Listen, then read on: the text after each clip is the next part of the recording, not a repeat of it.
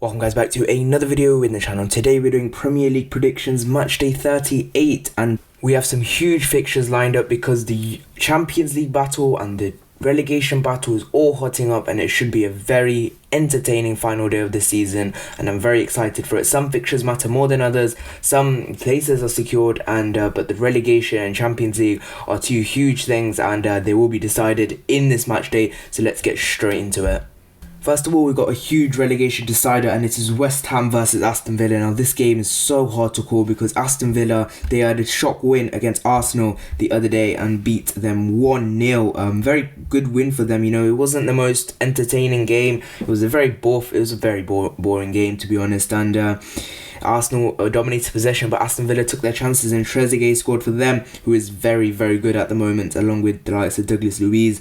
West Ham managed to hold on to a 1-1 draw after taking the lead, courtesy of a penalty, but Mason Greenwood equalising for Manchester United. So West Ham are safe going into the final day of the season, so they will be in the Premier League next year. But for Aston Villa, it is in their own hands, relegation, and if they do win this game, they are safe. But if they lose, they have to rely on Arsenal beating Watford. So for Aston Villa, this is in their favour, but for me, I think Aston Villa will win this one. I just have a good feeling about this for Aston Villa. You know, I'm very supportive in them trying to stay in the Premier League, and it's so tight down there. You know, Aston Villa on 34 points. Obviously, West Ham are now safe now with 38. So in this game, I do think Aston Villa will win this one. I'm going to give them a very tight 1-0 win. Next game in the Premier League is Burnley versus Brighton. Now, for Brighton, this is, you know, they are safe in the Premier League. They've got nothing to play for, so it is a proper dead game, this one. And for Burnley, they're doing all right, to be honest. And the highest they can finish right now is 8th, and to be fair, an 8th place finish for Burnley would be very, very good for them, especially the kind of season they've had. It's quite an up and down season, the contract situation after the lockdown. So I think for Burnley, finishing 8th will be quite good for their season, and to be honest, they can't finish any higher than that, to be honest, and they could finish above Arsenal and Everton, so that will be a very big bonus for Burnley if they can do that. But I do think Burnley will win this game. You know, it's got no meaning on it, so I think just the better side will prevail in this one, which are Burnley. Brighton have been pretty good in some games, especially beating the likes of Arsenal, drawing to Leicester earlier on the start of lockdown when the league resumed. But to be honest, this game's got absolutely no meaning whatsoever, and I'm going to give Burnley a 2-0 win here. However, this next game has got lots of meaning, and it is Chelsea versus Wolves. Now, for Chelsea, they are chasing towards the Champions League, and you know, they have to win this game because possibly if Leicester beat United, Chelsea could drop into a Europa League position, and that wouldn't be great since, you know, look at the signings they're making. You know, Werner, Havertz, Ziyech, could, you know, for them to play in the Europa League could be a big negative for Chelsea, and you know, could prevent them from doing more transfer business. But you know, against Wolves, you know, Wolves can be a bit unpredictable at times, but they are a really good side with very good players like Sarau Jimenez, Adama Traore, as we all know, and Ruben Neves from the midfield. But for Wolves, they are trying to secure that Europa League position in 6th. 6th place will mean Europa League qualification, and obviously if Tottenham win their game and Wolves lose, then it could mean they fall into 7th. And if Arsenal don't win the FA Cup, then it could mean Wolves don't finish in a Europa League position, which could be very bad for them, especially when they have such a good second season. You know, some teams that have been promoted a few years ago, they don't have good second seasons, and for Wolves to be doing so well, it's very good for them. But for me, you know, it's the last day of the season. It's so hard to predict again. But I do think this is going to be a draw, to be honest. And I do think it's going to be quite an entertaining 2-2 draw in this one. Next game is Crystal Palace versus Tottenham. Now, for Crystal Palace, there isn't any meaning on this game whatsoever. They're in 14th position. You know, they can't get Europe. They can't get relegated. So, you know, they're just going to be hoping to perform as best as they can. But for Tottenham, it is quite a big game because they are hoping for Wolves to lose. Obviously, they can't always rely on other results. So the best Tottenham can do is beat this game against Crystal Palace, which is why I do think Tottenham will be up for this game more than Crystal Palace. Looking at the previous games for Tottenham, they had a comfortable 3-0 win against Leicester, which was quite good for them.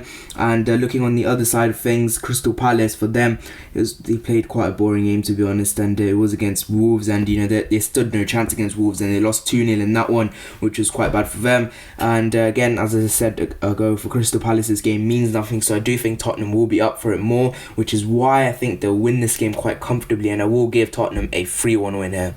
Next game is Everton versus Bournemouth. Now for Everton, this game does not mean anything because looking at Everton in the table, they're on 49 points and they're 4 points behind Arsenal, and obviously even if Everton win this game, they won't be getting into 10th. So Everton will possibly be finishing 11th this season. It depending if Southampton win their game, so they could finish 11th or 12th. Again, that's a mediocre season for Everton. You do expect a team like them to be doing better with the squad they've got. But for Bournemouth, this game means so much for them because if Aston Villa lose and Watford lose, but Bournemouth win, Bournemouth could be safe in the Premier League. So Eddie Howe will be saying to his players to try and do their best to win this game against Everton. Everton have had such an unpredictable season, so you can't rule them out, Bournemouth, in this game, and they could well be safe. Because Watford you got Arsenal and Aston Villa have got West Ham, and West Ham have been pretty decent, to be honest, in the last few weeks. So for Bournemouth it could be a real possibility, and this relegation battle looks so good at the moment, and you can't really predict, you can't call it, you just can't call it.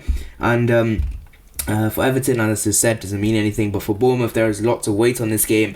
But I do think I'm just going to say Bournemouth going to win it. Why not? I might just go for it, and I do think Bournemouth will win this game, and I do think it's going to be a very tight 3-2 win for them. Next game is probably the game of the round, and it is Leicester City versus Manchester United. Now, I would call this a playoff for Champions League, in my opinion. I do call this a playoff for Champions League. I've said it all along, and I did think probably at the start of the season this could be a playoff for the Champions League, and it is. Leicester are 62 points. They're on 5th place. United at the moment are sitting a level on goal difference actually with Leicester City.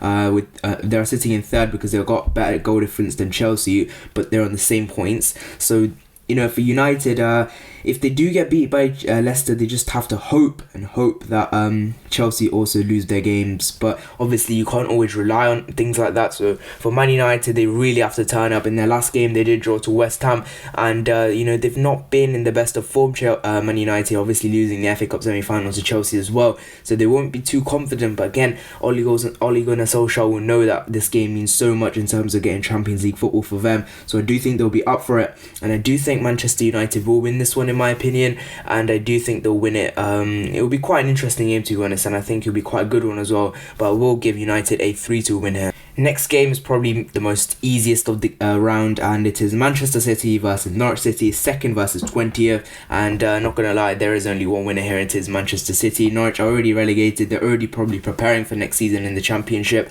probably in recruiting and things like that, so I don't think they'll be up for this game at all.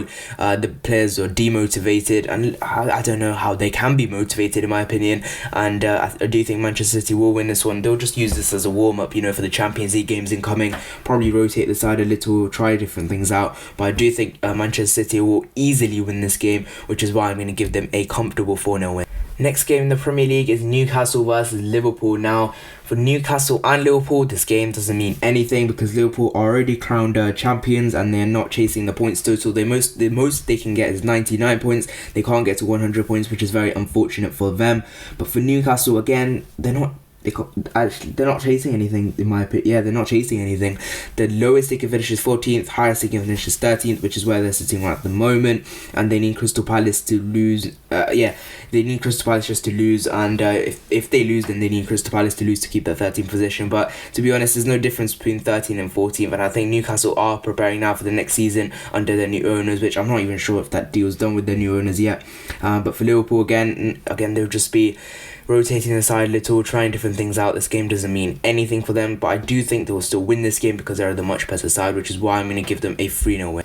Penultimate game in the Premier League season is Southampton versus Sheffield United. Now, for Southampton, it doesn't mean anything because they are sitting in 12th. They could finish 11th possibly because if Everton do lose their game, but they can't finish 13th as they have 5 points in front of Newcastle. So 12th Southampton this season would be very good, and I think Ralph Hasenhüttl will be very happy with that. And I think Southampton obviously will be looking to next season to try and improve their squad, and they're up against Sheffield United, who I do think will be up for this game very much so.